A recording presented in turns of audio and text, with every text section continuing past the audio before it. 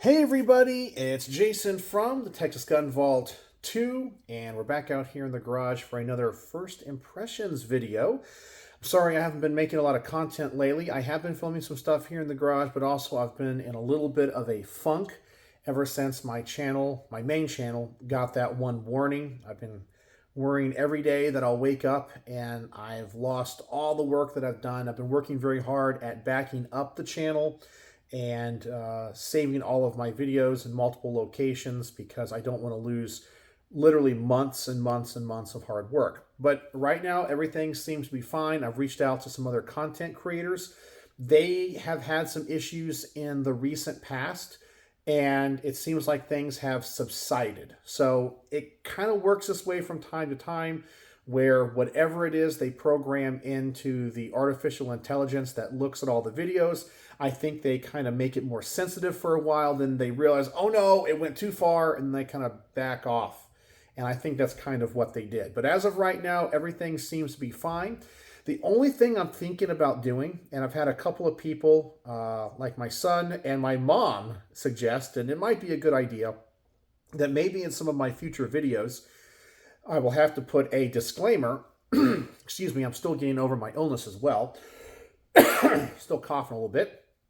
I might have to put a disclaimer in my video that says, I do not sell guns. I do not link to where anybody sells guns. I do not verbally or in writing say where to go buy guns. I think I need to put that disclaimer. But that's still not a guarantee that it would save my channel if they started saying, oh my gosh, you do that. I can't control it. I don't know what to do. But anyway, I went to the range today to film some content with two firearms I have on loan to the channel. And I even have a gun out here that I need to film the garage portion of the Rage Report on, the SIG Spear in 6.8 by 51. I got the bullet point script all written up, got some ammo out here, which normally I don't have ammo when I do those range reports here in the garage. But because 277 Fury is such a unique caliber, I need to do a segment of the video on that caliber and show like the hybrid cases and all that kind of stuff. But the two guns I took to the range this morning were two more from the collection of D, who has just an amazing collection and who I cannot thank enough for helping me out in creating the content and providing ammunition, like with the 277 Fury and with this next gun that I reviewed today, the Noveske Batwing. And this is chambered in 6mm arc. And this is a caliber that I have had pretty much no experience with in the past. So I wasn't really sure what to expect. And here is the cartridge. And just looking at that thing and how much potential powder is behind that 6mm projectile, I was assuming this thing is going to be a loud and screaming cartridge. It's obviously going to be an effective cartridge that's probably going to have a lot of energy. However, its shootability is not what I was expecting. In this gun, it was soft shooting. It was almost too soft shooting. The gun ran reliably, it ejected strong, but when you're shooting it, it feels more like a .22. You know, when you're shooting a modern sporting rifle, I kind of equate it to driving a car, in that you know the sounds of your car, you know how the car is going to shake or do certain things at certain speeds, how it handles. And there's a certain expectation when you drive it a certain way, you're going to get a certain feel. And most modern sporting rifles kind of have that feel. And more specifically, when you reach the last round of the magazine and the gun locks open. On an AR-15, it has a different sound and a different feel in your shoulder. With this caliber, you don't have it. It is a very soft shooting caliber. And when you get to the end of the magazine, you don't even know it. It's that soft. You also have almost no muzzle rise. You can shoot this caliber very, very fast, or at least in this gun, because this trigger was awesome, even though it's a flat-face trigger. And it's not as loud as I was expecting. And when I put on this suppressor from Combat, I have to make sure I get this right, Combat Application Technologies out of New Mexico. It's a 6mm suppressor, which I don't like the feel of this suppressor because it's obviously 3D printed. It kind of has a rough feel to it. I don't like that. But it sounds great. It has an amazing tone. I was very impressed with that. But even this gun unsuppressed wasn't like the flamethrower I thought it was going to be. So a great shooting experience. I reviewed this as a defensive carbine at the 25-yard range. It's a well-balanced gun. I only had a few issues with it, and I think it all relates to the magazine. So let me tell you what I had and what I discovered. The first thing is, regardless if I use this shorter magazine or the longer magazines, if you top the magazines off to full capacity, when you try to charge the weapon, it might not fully pick up that round from the magazine. So it kind of gets stuck on the feed ramps because there's so much upward pressure on the spring. But I found if I underloaded the mags by about 2 or 3 rounds, I never had an issue. Another issue I discovered, especially when I try to change the magazine out quickly, is the magazine button has to be fully depressed. I mean, all the way. Otherwise, the magazine is not going to drop out. But then the magazine doesn't really fly out of there. It just kind of, it kind of does that. So you have to strip the magazine out. And that's because I think the mag well is a little bit too tight. And that's one of my complaints always when it comes to billet receivers versus forgings. Now, I do not see any forging marks on this. And I don't know of any forgings forging houses that make lowers and uppers like this. I'm pretty sure these are billet, which means they're made from pieces of aluminum. And for me, while you can get some really cool looking receivers, because obviously this has a very different design than a mil-spec gun does, I've always found them to be a little bit janky when it comes to the dimensions and the specs of them. Sometimes I'll have a hard time when it comes to the mating between the uppers and lowers, or if I put in a fire control group and the safety selector switch, it's just loose. Sometimes they're too tight. And sometimes the dimensions are just a little bit off because they're not made from forgings. And that's what I think this is. And I could be completely wrong on this, okay? And if someone out there is a Noveske expert, you tell me. But I feel like all the magazines I have for this are just too tight in that mag well. And that's just what I've always experienced from Noveske. Is it a deal breaker? No, it's not. You just have to expect that. So I was saying, if you're going to run this as a defensive carbine for self-defense or in competition, you're going to have to know that you're going to have to strip these mags out of here. In fact, right there, I push the button almost all the way, and that mag is just, it just sticks in there. All the mags do that. So I don't like that. And then the fencing around the mag button right here is, I think, a little bit too high and a little bit too close to the magazine button. So it's a little bit harder to get my big old fat finger in there to drop the mag.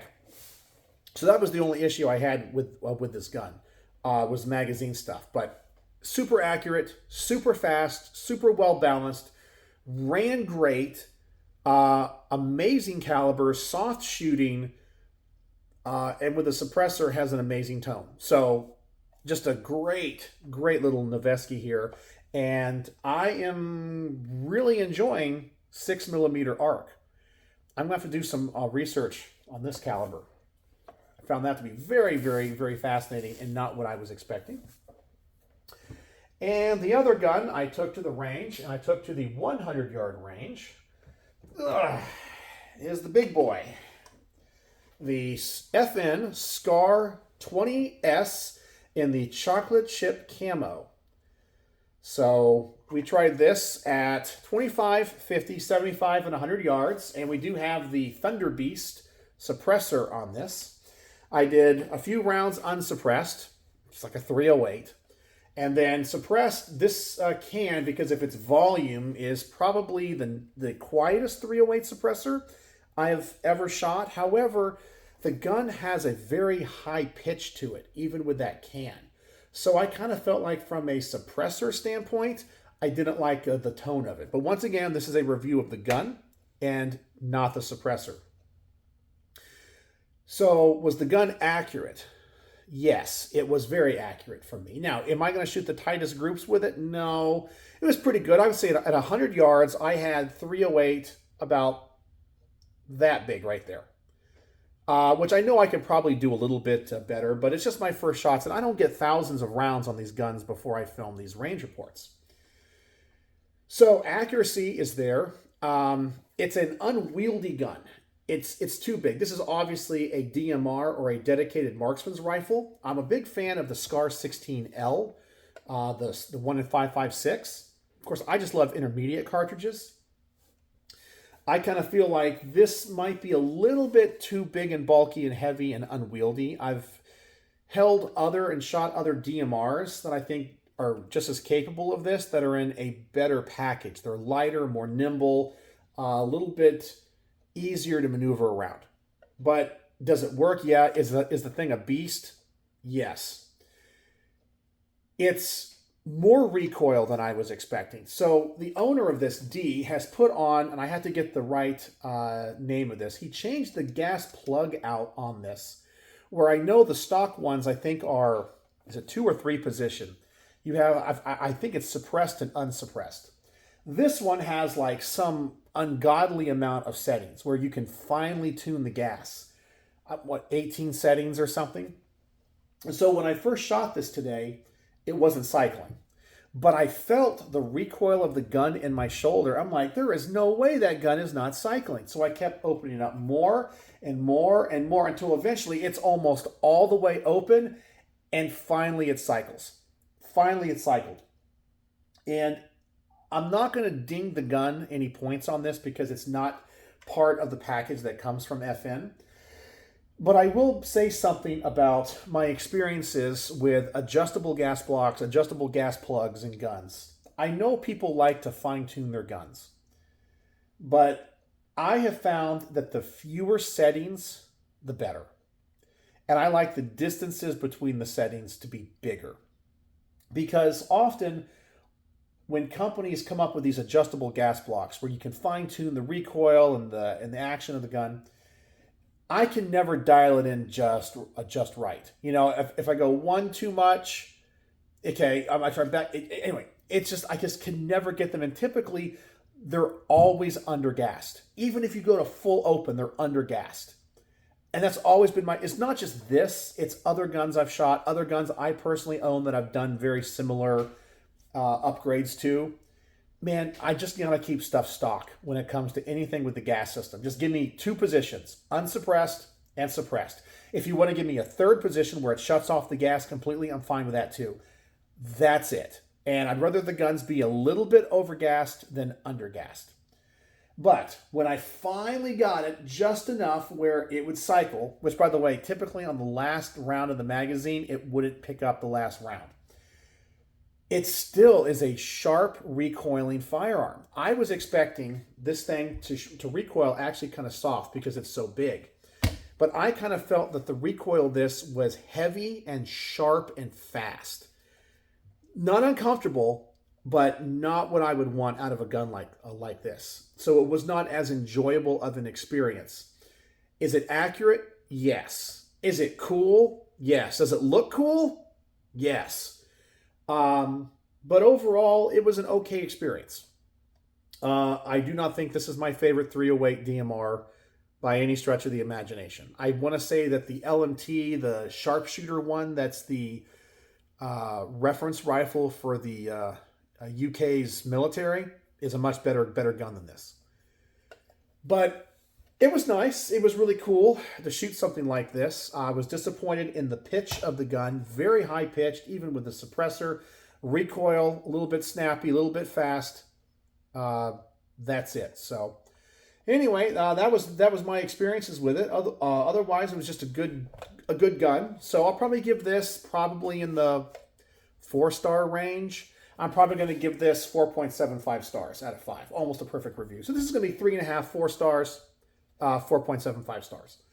So a good day at the range. Everything ran good. Going to be some interesting content. But anyway, I just wanted to share my experiences with you and see what you guys think. Do you guys have any experiences either with the SCAR 20S or any gun chambered in 6mm arc, because I got to do my research on this thing.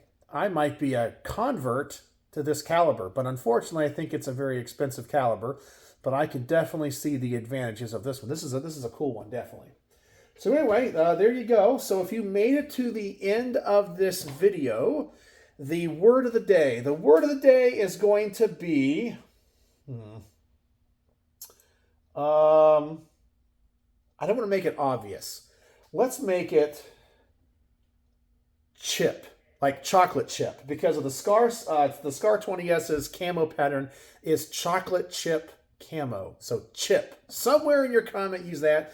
I know that you're a true vault dweller, or maybe you're just a nerd that likes punishment to hear me talk for 15, 16 minutes. So anyway, thanks for joining me here in the garage. I look forward to having a discussion with you guys, and you guys can tell me anything about these guns that you know that maybe I should know. So, as always, thanks for watching.